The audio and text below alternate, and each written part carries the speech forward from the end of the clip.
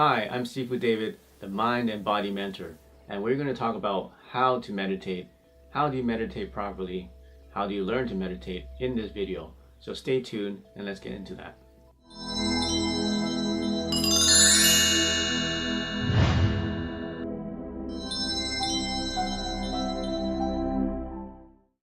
So I have been meditating since I was 10 years old.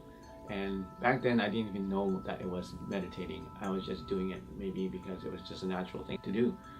You can call it similar to prayer. You can call it similar to imagination. But then I learned I was doing meditation since I was 10 years old. And it's only recently in the last few years that I've actually trained and studied how to meditate. But I think meditation is a very natural thing because we feel naturally, we can feel forces beyond our person. We can feel forces beyond what we can see. So meditation helps us to connect with those forces in a natural way.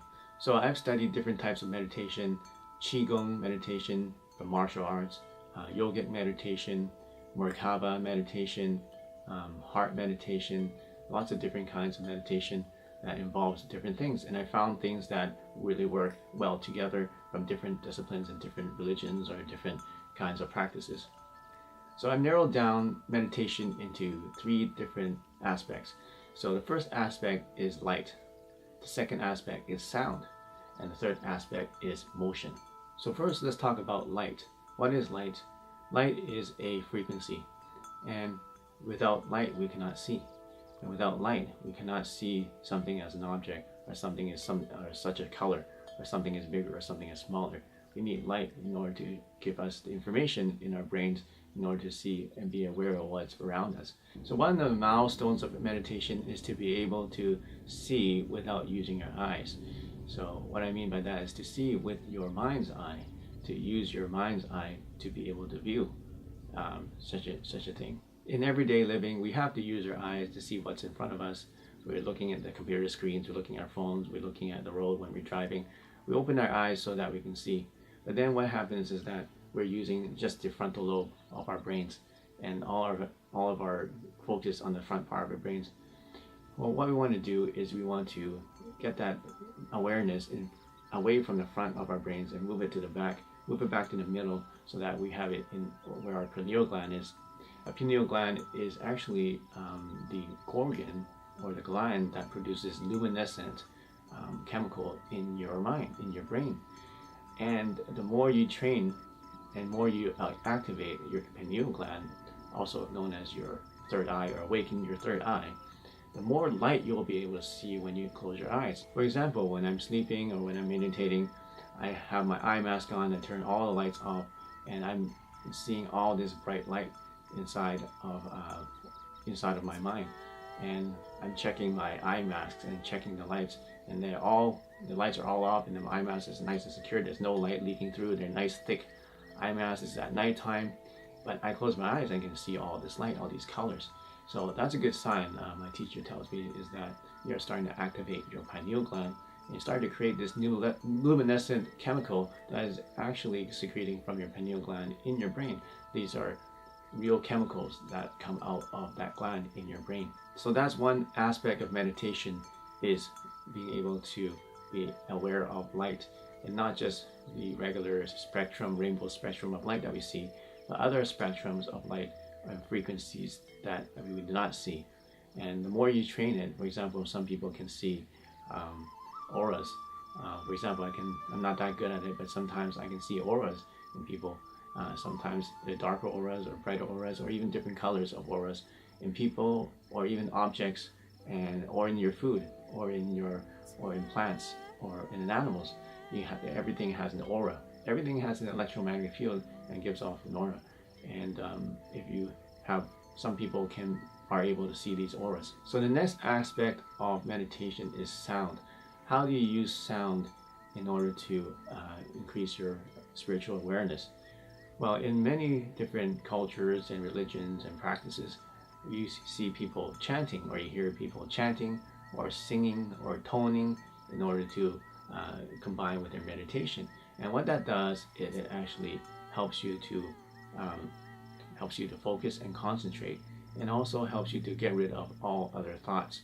For example, if you just follow me right now, just go, oh.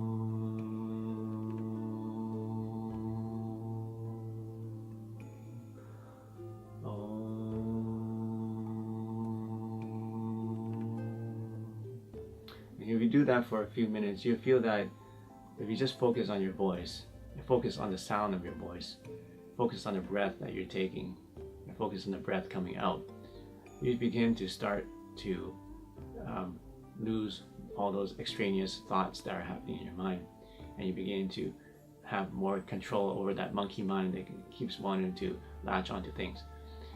So that's one way of doing it, is just doing a simple chant when you are meditating, in order to get focused and to get rid of the distractions that you may have in your mind, those thoughts that are running rampant in your mind. So that's one way of using the chants. There's also ways of using sound to raise your energy level. For example, you can start and then start going higher and higher with your voice, and that itself will raise your body energy level, raise your electrical level, just by doing ho ho ho ho ho ho. Basically is a vocal drill. Even singers use this, actors use this when they really want to warm up. They would go from a low pitch and go ha ha ha ha ha ha, and then go up in tone like that. So that's one way of increasing your body energy. And why is body energy important? You need to have this electrical energy running through your body in order to activate those chakras, in order to activate your organs and your glands, that and your brain and your pineal gland. So all the organs need to be working, and all the chi needs to be flowing, and that's the base of starting to really be able to go and meditate deeply, and to use those meditating organs and meditating devices in your body in order to achieve higher levels of spirituality. So the next aspect of meditation is movement. And by movement, there's more than one kind of movement. So most people would think of movement will be just the movement of the hands. And you can see this in Tai Chi, you can see this in Qigong, you can see this in Qigong, right? You can see the movement. But then that's just external movement. What other kinds of movement are there? There's also the movement of breath. Okay? Because when you're breathing in, you have the movement of air into your body, and then you also have the movement of air out of your body. So that's also movement. And there's also another kind of movement that's very hard to see, and you probably won't even see.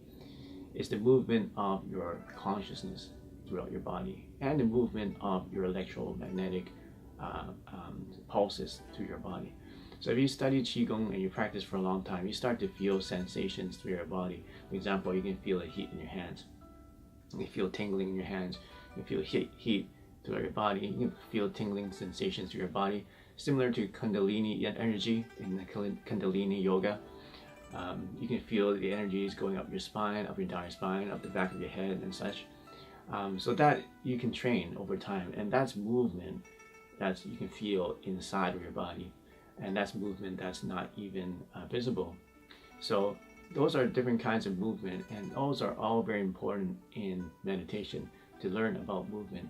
So what we do in Qigong, for example, is we make the movement outside, so we can feel the movement. Okay, we make the movements outside of our body. We can see the movements. And now when we see the movements, we want to combine it with the intention and awareness. So for example, this is the Grand Tai Chi movement. I'm just making this big circle in torus shape with my hands. And as I'm bringing it down, I'm using my fingers to guide the energy, and then change the awareness of where my energy is, wherever my hands move. So when I move my hands up, I have my awareness up. I'm looking up at my hands. When it reaches my head, I feel it on my head, and it reaches my nose. It goes down to my nose, then to my neck, then to my chest, then to my solar plexus and my stomach and my hips and my legs, my knees and my toes. So by doing that, you are changing the awareness, and then using your hands to guide that energy and guide that awareness. So once you do that a lot, for many, many days, many, many months even, then you can do it without even moving. You can just use your mind and experience the same awareness, changing your awareness with just your mind without using your body. and you can just move that energy through your body without having to move your body. Okay, so now we go from the external movement into the internal movement, and the more you do that, now you can start to control the movement of that energy through your body. Eventually, you don't even need to be moving. You can just be closing your eyes and be able to move that energy from different parts of your body, from one part of your body to another. So if you want to learn more about that, about the chakras and how that works, just you can watch my video about what are chakras. And one way of using that technique is to be able to move the energy from chakra to chakra.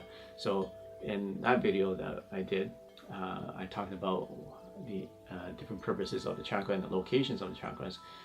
So the next level of that is eventually you want to be able to move energy from one chakra to another, okay, in different directions too.